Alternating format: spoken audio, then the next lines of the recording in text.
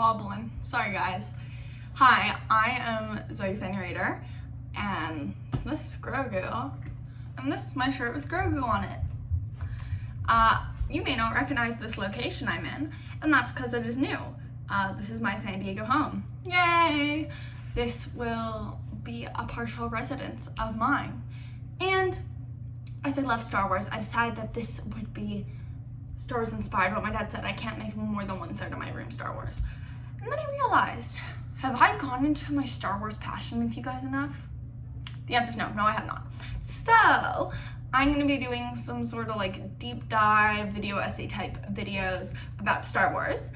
And this is gonna be my first one. So once again, I just got some stuff in here. I don't have a microphone yet because I'd love to have a microphone. So I'll probably film some of these in the other home where I have a microphone and I have a proper tripod. I can't guarantee a microphone for here, but like I can guarantee you I will get a proper tripod for here, I promise.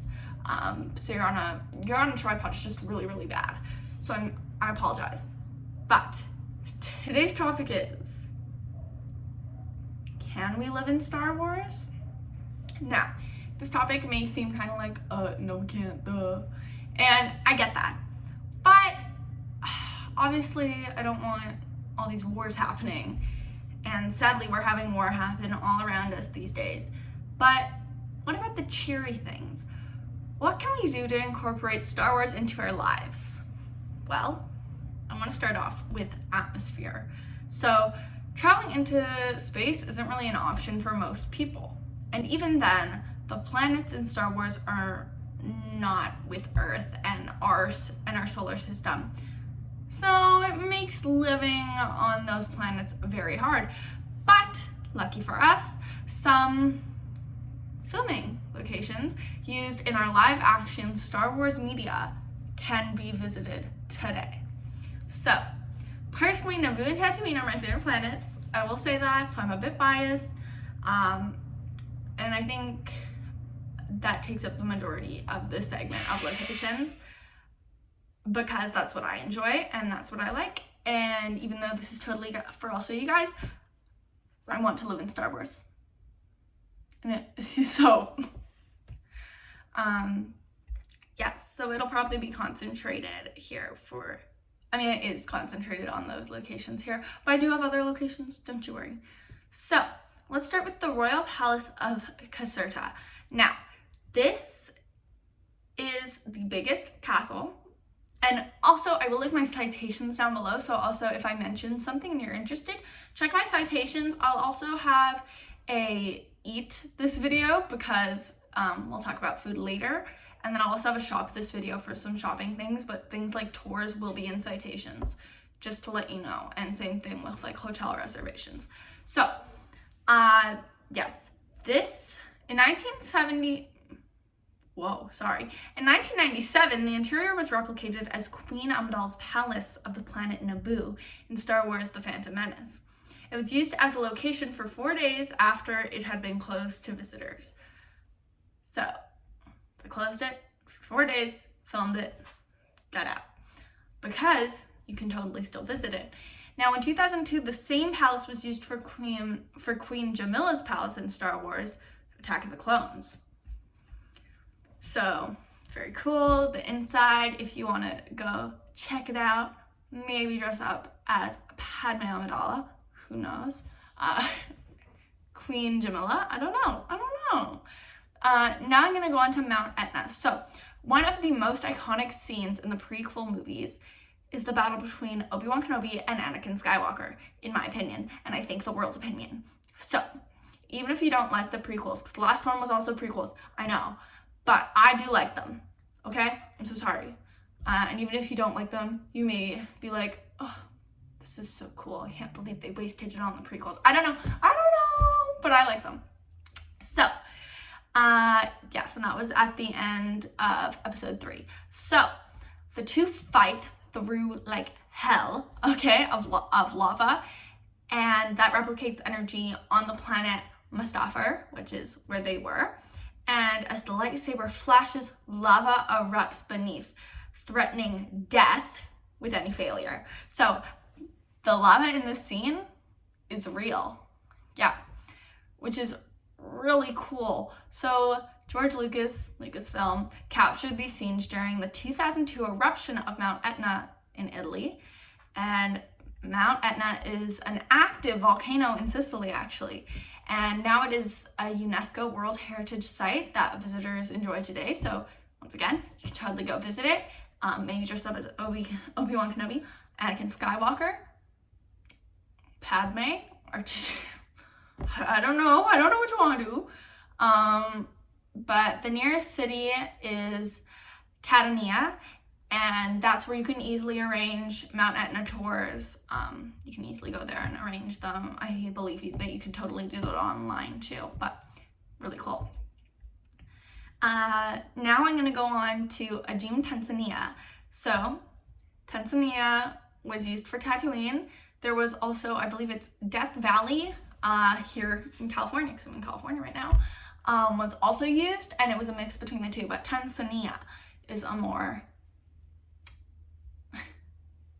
exotic location. Unless like you live there, then I'm so sorry, it's not exotic to you, I suppose. But there are many a tour you can take, and once again, I will link these with my citations in the description box below if you are interested. Now, Ajim is a ferry port on the south side of Djerba Island in Tanzania. Also, I said Tanzania. Is that wrong? Is it Tanzania? I'm so sorry. Thought I'd point that out. So its inhabitants live mostly in the fishing and tourism industries. And fun fact about the fishing there, so there's a fishing net made of pottery at the ferry port, and these are actually used to catch squids because they mistake them for safe hideouts, and that's how they catch the squid there, which is really cool. And Ajim isn't that big, and it doesn't offer actually much to the average tourist, and you may be like, why'd you say most people are in fishing or tourism? And that's because Star Wars tourism, baby! Exactly. So a ferry called Rabak by locals will take you to the mainland Tanzania in 20 minutes. And there are 2 ferries, so you don't have to wait long. So the journey to get from Tanzania, Ajim, and then mainland Tanzania is 20 minutes. And then the wait for the ferry, since there's 2, you don't have to wait that long to get on the ferry, which is cool. So now I'm going to go on. So Hotel City Idris in Tanzania. George Lucas selected Hotel City Idris as one of the locations for filming his movie A New Hope. In 1995, a French Star Wars fan by the name of Philippe Vanny restored the frescoes in one of the rooms. The Star Wars decorations were fully restored in 2000 for filming Attack of the Clones, one of the prequels. Okay, sorry about all the prequels, guys. But with the popularity of Star Wars universe and all of our fans, it's very unlikely that they will take down the movie decorations anytime soon. So it's really cool. You can, and once again, down below, look at it, because you can stay in this hotel, which is really cool. You can stay in this hotel with the Star Wars decorations, which is really, really cool. Okay. Next I have Villa del Bailio, Italy. Once again, check the description box for spelling and links. I'm so sorry. So in episode 2, Anakin and Princess Amidala find shelter. Also, I do want to say this. I found some things that refer to her as Princess Amidala, which I suppose is kind of accurate, which is why I have this language here, but Queen Amidala or Padme. So, find shelter in a beautiful hideout in the planet Naboo. Now, the iconic scene where Anakin and Padme share a forbidden kiss is set against the backdrop of a tranquil lake and a tranquil castle. Now, the Villa del Babilio is breathtaking, and its beautiful terraced gardens and picturesque structures. So sorry. Located on top of Cape Ravido in the village of Leno, the villa offers stunning views of Isola Comisia and the west bank of Lake Como. To date, the villa hosts weddings, ceremonies, and even private events such as movie and photo sets. So, You can't sleep in the villa. But if you're looking for accommodation in the area, check out the best places to sleep near the villa. Once again, linked in the description, and there is ample accommodations there. So yes, it is used to host events. So you want to take a photo shoot, you probably could do it. Let's say you want a hint of Star Wars in your wedding. You could have a tropical wedding, remote wedding, you know. So on to droids. Now that you've taken a tour, or perhaps even moved into one of these locations, and of course you can't move into the villa, but you can live in the same city. So if you want to do that, if you've taken that step, what droid or droids shall you keep in your company? Now, Robin Murphy, a professor of robotics at the University of Texas A&M, has published a paper investigating the feasibility of astromech droids. This paper will be in the description box, and I think I have 1 or 2 articles that also reference this also in the description box, just to let you know. I know I said at the beginning that you can find stuff there, but I probably will still be pointing things out. So, she concludes that there are some promising technologies such as nonverbal communication. However, we Star Wars fans know that it actually is verbal communication. And by the way, she's referring to R2-D2 because it's per Star Wars canon. But I get her point. So the movement of astromech is far from realistic.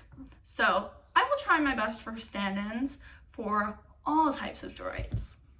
So let's say you get injured. We may not have 21B or FX7. However, here on Earth, Google has been talking about its plans for new medical robots.